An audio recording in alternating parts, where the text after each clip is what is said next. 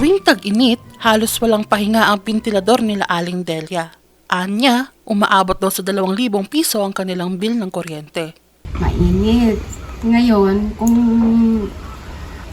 kagaya ngayon, walang ilaw, o di mainit. Kung sa tag-init naman, kung papatayin ko naman yung electric pa namin, ngayon magrereklamo yung mga anak ko kasi masyado talagang mainit.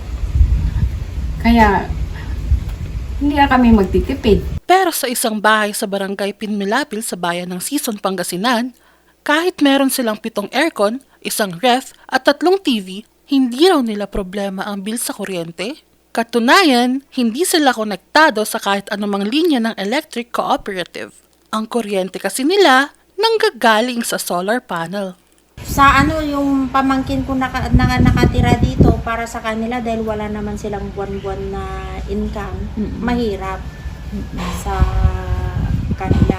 Kung hindi ako makapagpadala ng pangbayad ng kuryente, ayun. Taong 2023 nang magbalik Pinas si Aling Adelina, pero sa sobrang init sa Pinas, halos walang tigil din ang paggamit nila ng appliances. Para makatipid, nagdesisyon na silang magpakabit ng solar panel. Kaya ngayong tag-init, want to sawa sila kung magbabad sa aircon. Gaan.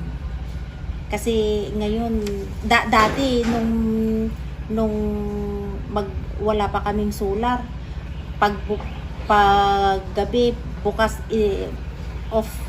turn and off yung ilaw namin, hindi ka pwedeng pag i-on mo, pagpunta ka ng CR, off ka agad paglabas mo. Kung walang tao sa salas, papatayin ka agad. Kung walang gumagamit ng ng electric fan, i-off ka agad. Kung pati TV, hindi lagi bang on and off. Ngayon aircon nga 24 hours hindi pinapatay. Namangha rin dito ang ilan nilang kapitbahay. Nakakabili po ma'am kasi kami nagbabayad, sila hindi. Wala silang binabayaran na kuryente sa luwel ko. Bagamat mahal ang kanilang bili sa solar panel, worth it naman daw dahil hindi nasasakit ang ulo nila sa bayarin. Maliban sa tipid na gastusin, nakakatulong na rin daw ito para sa kalikasan. Ito'y sa patuloy pang pagyakap ng bansa sa renewable energy. Lian Kalobakib, RNG News.